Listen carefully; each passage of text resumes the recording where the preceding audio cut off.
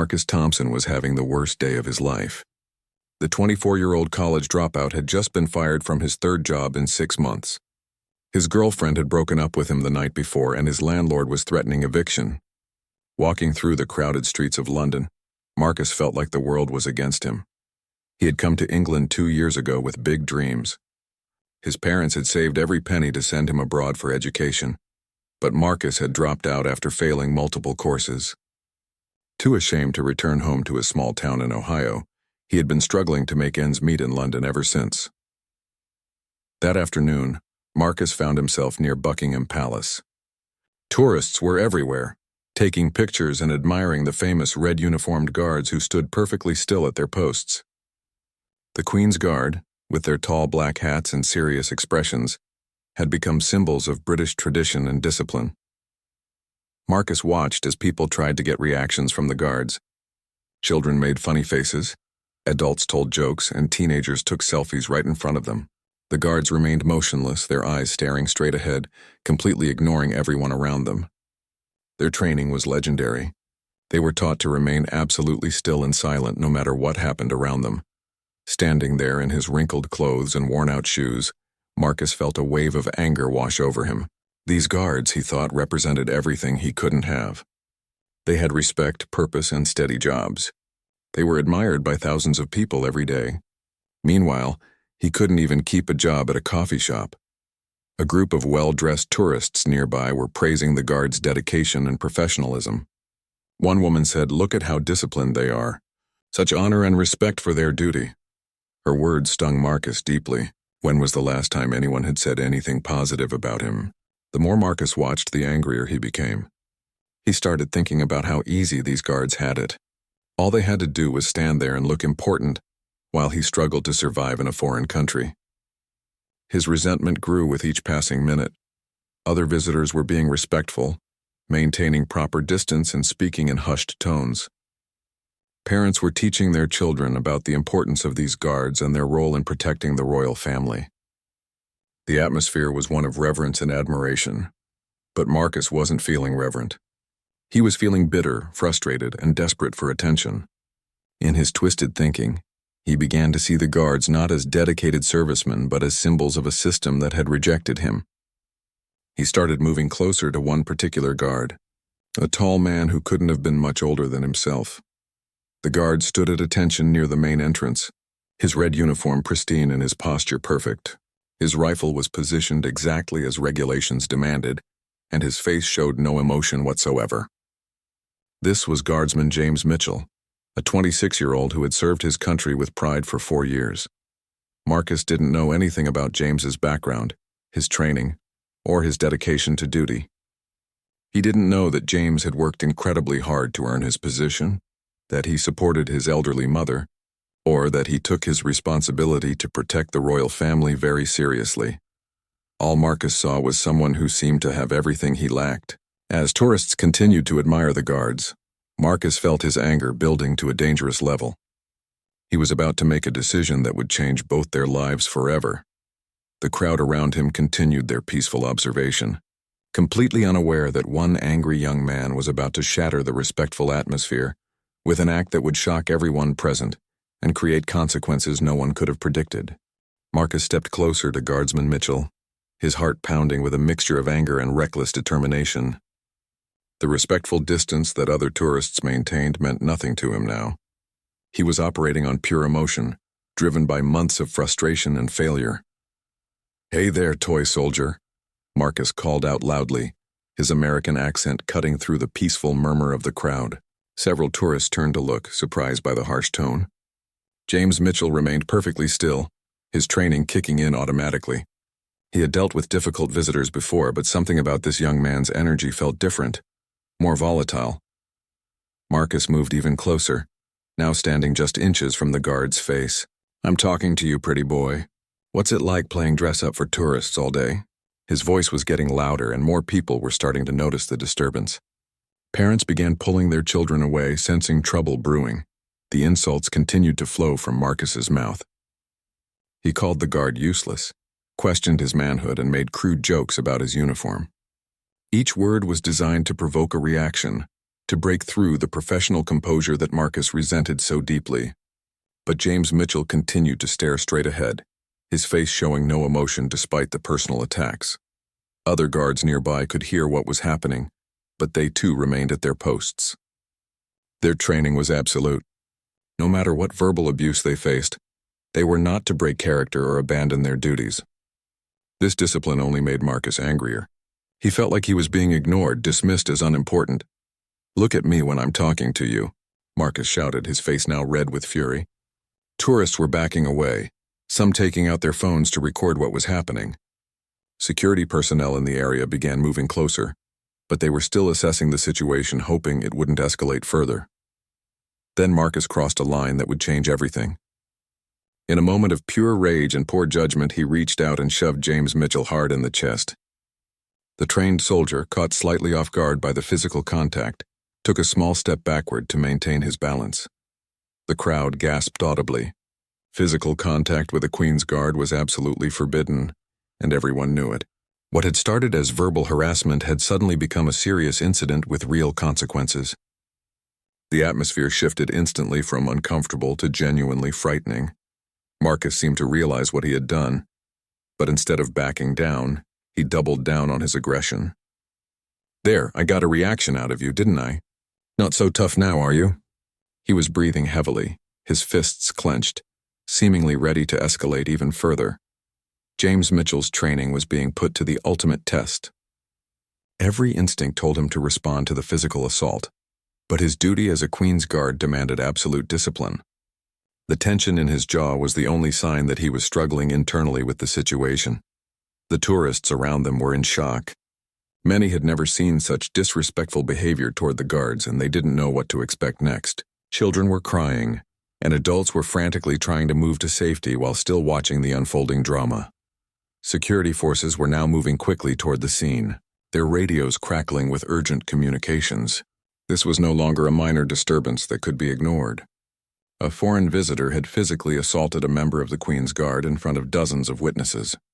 Marcus seemed oblivious to the approaching security team. He was locked in his confrontation with James Mitchell, demanding attention and respect that he felt the world owed him. His desperation had transformed into something dangerous, and he appeared ready to push the situation even further. What Marcus didn't understand was that his actions had triggered a series of protocols designed to protect both the guards and the royal family. Security cameras had captured everything, and within moments multiple law enforcement agencies would be involved. His moment of anger was about to have consequences that would extend far beyond anything he could have imagined. The shocked silence of the crowd was broken only by the sound of approaching footsteps and the urgent whispers of security, personnel coordinating their response to this unprecedented breach of protocol. Within seconds of Marcus's physical assault on Guardsman Mitchell, everything changed dramatically.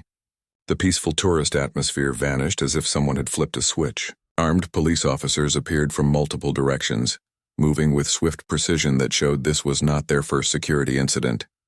"Step away from the guard immediately," commanded a stern voice behind Marcus. He turned to see 3 officers approaching, their hands positioned near their weapons. The lead officer, Sergeant Patricia Wells, had 20 years of experience dealing with threats to royal security. Her expression was deadly serious. Marcus suddenly realized the gravity of his situation. The anger that had driven him moments before was rapidly being replaced by fear. "I didn't do anything serious," he stammered, his voice now shaky instead of aggressive. "I just touched him. It's not like I hurt anyone." But the officers weren't interested in his explanations. "Sir, you need to put your hands behind your head and get on your knees now," Sergeant Wells ordered. Other officers had formed a protective circle around Guardsman Mitchell while maintaining their focus on Marcus.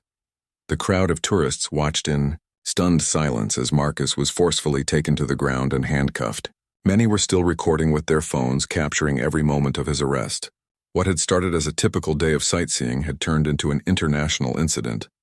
James Mitchell remained at his post throughout the entire arrest, his training preventing him from even acknowledging what was happening around him. But other guards nearby could see the tension in his shoulders and the slight tightening of his grip on his rifle. The assault had affected him more than his stoic exterior revealed. As Marcus was being read his rights, he began to understand the serious nature of what he had done. "This is crazy," he protested as officers searched him for weapons. "In America, this would just be a misdemeanor. You can't arrest someone for barely touching a guy." Sergeant Wells looked at him with cold professionalism. "Sir, you are not in America. You have physically assaulted a member of Her Majesty's Guard while they were performing official duties. This is considered a serious offense against the Crown." The words hit Marcus like a physical blow. Offense against the Crown? He had been so focused on his personal frustration that he hadn't considered the legal implications of his actions. In his mind, he had just pushed someone who was ignoring him. In reality, he had committed what British law considered an attack on a representative of the monarchy. News crews began arriving within minutes, having been alerted by the flood of social media posts from witnesses. The incident was already going viral online, with videos of Marcus's arrest being shared across multiple platforms. His moment of anger was becoming a global spectacle. Marcus was loaded into a police van while crowds of onlookers watched and photographed every moment. Inside the van, reality began to sink in. He thought about his parents back home, who would soon see their son's arrest on international news. He thought about his expired visa status, which would certainly come to light during processing. The police van pulled away from Buckingham Palace, taking Marcus toward a detention facility where he would await formal charges. Behind them, the normal rhythm of tourist activity slowly resumed, but the atmosphere remained tense. Guardsman Mitchell continued his duty, though supervisors were already planning his replacement for a mandatory debriefing session. In the police station, Marcus was processed like any other criminal suspect. His fingerprints were taken, his photograph was captured from multiple angles, and his personal belongings were cataloged and stored. The reality of being in a foreign justice system was becoming clear. Detective Inspector Robert Hayes was assigned to handle the case. With 30 years of experience in London's Metropolitan Police, he had seen many incidents involving tourists who misunderstood British law and customs. But physical assault on a Queen's Guard was relatively rare and always taken very seriously. "Do you understand what you've been charged with, Mr. Thompson?" Detective Hayes asked as he reviewed Marcus's file. The charges were more serious than Marcus had imagined: assault on a Crown servant, breach of public order, and potential immigration violations. Marcus sat in the interview room, still wearing the same wrinkled clothes from his morning job search, now realizing that his problems had multiplied exponentially. What he thought would be a moment of defiant satisfaction had become a nightmare that threatened to destroy any chance he had of rebuilding his life. The detective explained that Marcus would remain in custody pending a court hearing, and that the incident would be thoroughly investigated. Security footage from multiple angles had captured everything, leaving no doubt about what had occurred. The story of Marcus's arrest spread across the internet like wildfire. Within hours, videos of the incident had been viewed millions of times on various social media platforms. News outlets from around the world picked up the story, with headlines screaming about the American tourist who attacked British Royal Guard. Back in his small hometown in Ohio, Marcus's parents, Robert and Linda Thompson, were devastated when neighbors began calling them about seeing their son on the news. They had no idea Marcus had been struggling so badly in London, or that his life had spiraled so completely out of control. "We sent him abroad to get an education and make something of himself," Linda Thompson told a local reporter through tears. "We never imagined something like this could happen. Marcus was always a good boy, just maybe a little lost after dropping out of college." The international media coverage was merciless. Marcus was portrayed as the stereotypical ugly American tourist who showed complete disrespect for foreign customs and traditions. Comment sections were filled with angry responses from people around the world who condemned his behavior. Meanwhile, in his London jail cell, Marcus was beginning to understand the full scope of his situation.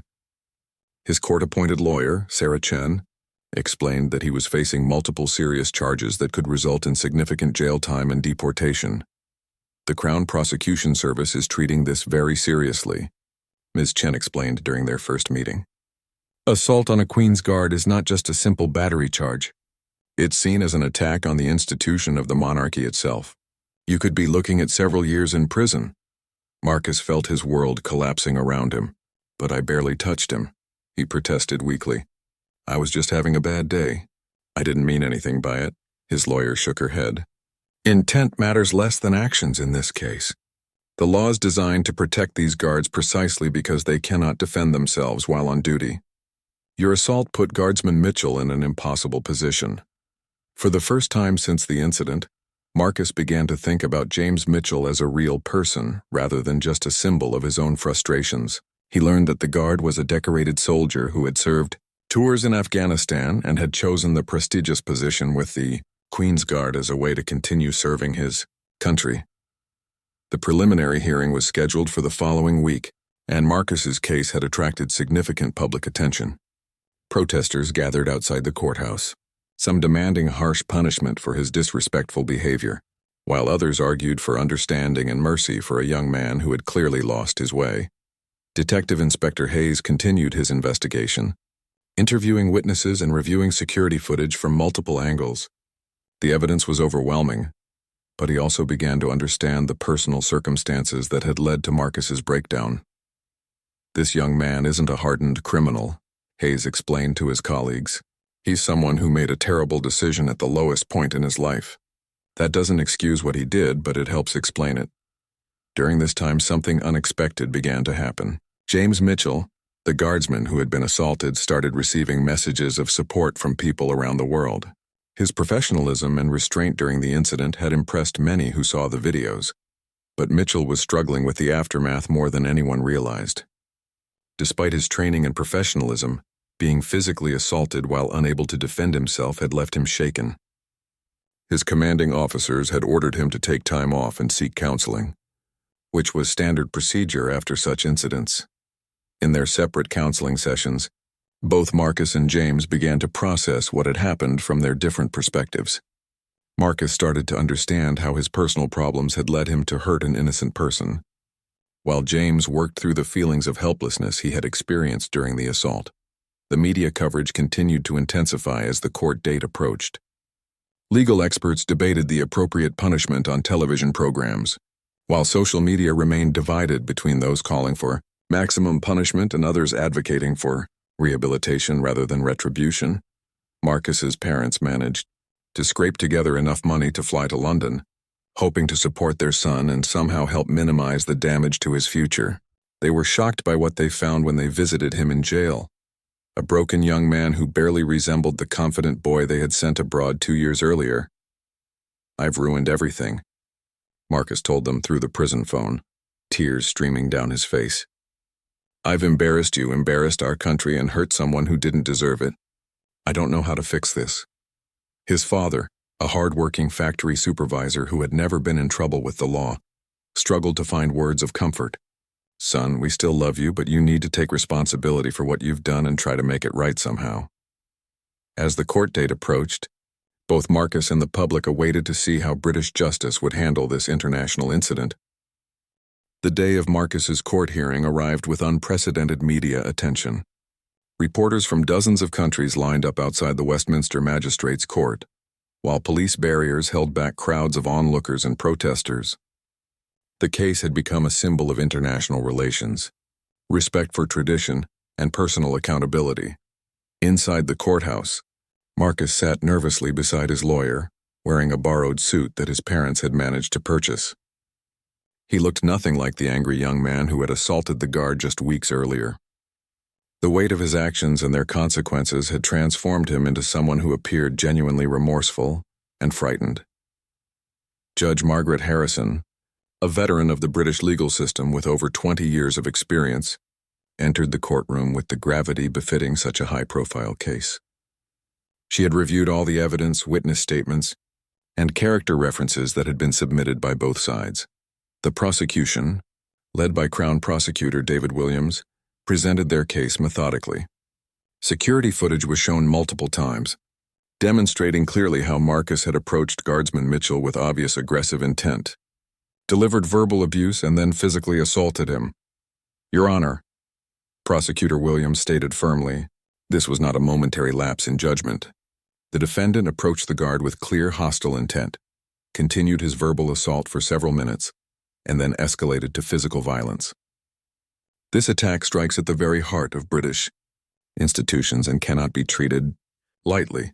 The courtroom was silent as the prosecution outlined the serious nature of the charges and requested a substantial prison sentence followed by immediate deportation. Marcus felt his stomach drop as he heard the recommended punishment, up to 3 years in prison. When it came time for the defense, Sarah Chen stood and presented a very different picture of her client. She had spent weeks investigating Marcus's background, speaking with his family, former teachers, and employers to understand what had led to this moment. "Your Honor, Marcus Thompson is not the monster that some media coverage has portrayed," she began. "He is a young man who lost his way, who made a terrible decision during the darkest period of his life. He dropped out of university due to academic struggles, had been rejected by multiple employers, and was facing homelessness when this incident occurred." The defense presented character witnesses, including Marcus's high school guidance counselor, who spoke via video link from Ohio. She described a student who had always been respectful and kind, someone who tutored younger students and volunteered at local charities before his life began to unravel. Marcus's parents also testified, their voices breaking as they described their son's gradual transformation, from hopeful young man to desperate and angry individual. "We failed him by not recognizing how much he was struggling," his mother admitted through tears. Then came the moment everyone was waiting for. Marcus was called to address the court directly. Standing on shaky legs, he faced Judge Harrison and began to speak in a voice barely above a whisper. "Your Honor, I have no excuses for what I did. I was angry at my life, at my failures, at feeling invisible and worthless. When I saw Guardsman Mitchell standing there with such dignity and purpose, I became jealous and resentful. I took out my personal problems on someone who was just doing his job with honor and professionalism." Marcus paused, gathering his courage to continue. "I realize now that I didn't just assault one person. I disrespected an institution, a tradition, and a country that had welcomed me. I embarrassed my family and my country. Most importantly, I hurt an innocent man who was serving his nation with pride." The courtroom remained completely silent as Marcus continued his statement. "I can't undo what I did, but I want Guardsman Mitchell in this court to know that I am deeply sorry. I take full responsibility for my actions, and I am committed to getting the help I need to ensure nothing like this ever happens again." Judge Harrison listened intently, taking notes as Marcus spoke. She had presided over thousands of cases, but this one presented unique challenges. The severity of the offense had to be balanced against the defendant's obvious remorse and the circumstances that led to his breakdown. After a brief recess, Judge Harrison returned to deliver her verdict. The packed courtroom held its breath as she began to speak, knowing that her decision would set a precedent for how such international incidents would be handled in the future. "Mr. Thompson," she began, looking directly at Marcus, "your actions on that day were inexcusable and have brought shame upon yourself and your country. However, this court also recognizes that you are a young man who lost his way rather than a hardened criminal with malicious intent." The tension in the room was palpable as everyone waited to hear Marcus's fate, knowing that the judge's next words would determine whether he would spend years in prison or have a chance at redemption. Judge Harrison continued her deliberation with measured words that held the attention of everyone in the packed courtroom. While the assault on Guardsman Mitchell was serious and cannot be overlooked, this court must also consider the principles of justice, rehabilitation, and proportionality. She explained that she had carefully reviewed Marcus's background, the circumstances leading to his breakdown and his apparent genuine remorse. "Mr. Thompson, you will serve 6 months in prison followed by 2 years of supervised probation.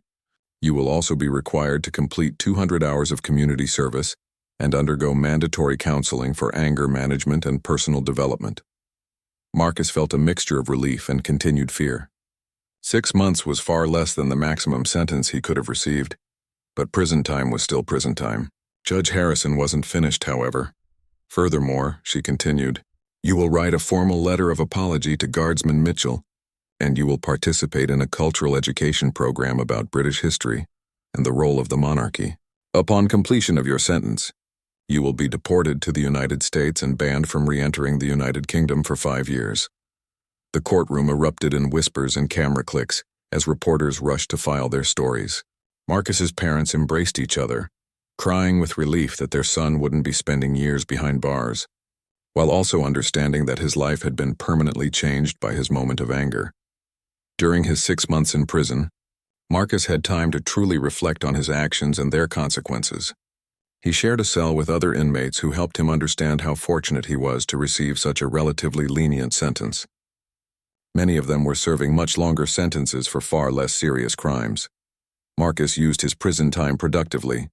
He completed his high school equivalency diploma, participated in every available counseling program, and began writing the letter of apology that Judge Harrison had ordered. The letter took weeks to write as he struggled to find words that adequately expressed his regret and understanding of what he had done.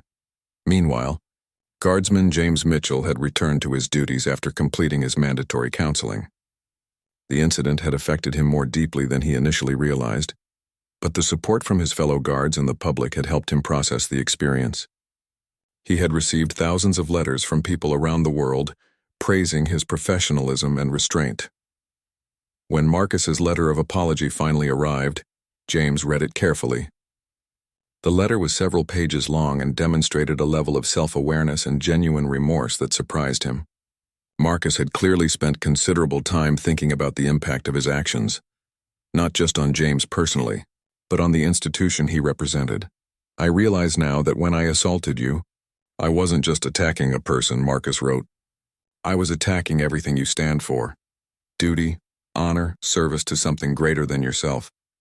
These are qualities I had lost sight of in my own life, and seeing them in you made me angry at my own failures rather than inspired to improve myself." James Mitchell made an unexpected decision. He wrote a response to Marcus's letter, which was delivered through official channels. In it, he expressed appreciation for the apology while also sharing his own perspective on duty and service. He encouraged Marcus to use this experience as a turning point rather than an ending. Upon his release from prison, Marcus was a different man than the one who had been arrested 6 months earlier. He had used his time to not only reflect on his actions, but to develop a plan for rebuilding his life. The cultural education program had given him a deep appreciation for British history and traditions that he had never possessed before. His community service involved working with at-risk youth in London, sharing his story as a cautionary tale about how poor decisions can have lasting consequences. Many of the teenagers he worked with were facing similar feelings of hopelessness and anger that had led to his breakdown. "I thought the world owed me something," Marcus told one group of young people. "I thought because I was struggling, I had the right to take out my frustration on others. But the only person responsible for my failures was me, and taking my anger out on someone else just made everything worse." When Marcus was finally deported to the United States, he returned to a country where his story was well known. Some people viewed him as a symbol of American arrogance abroad, while others saw him as a young man who had learned from his mistakes and deserved a second chance. He settled back in Ohio, near his parents, and began working at a local veterans organization. His experience with Guardsman Mitchell had given him a new respect for military service and those who dedicate their lives to serving others. The irony wasn't lost on him that his moment of disrespecting a soldier had ultimately led him to a career supporting veterans. Years later, Marcus would often think about that day at Buckingham Palace and the chain of events it had set in motion. His assault on James Mitchell had been the lowest point of his life, but it had also become the catalyst for positive change that he might never have achieved otherwise. He learned that sometimes our worst moments can become the foundation for our best selves, if we're willing to take responsibility and work to make amends for our actions.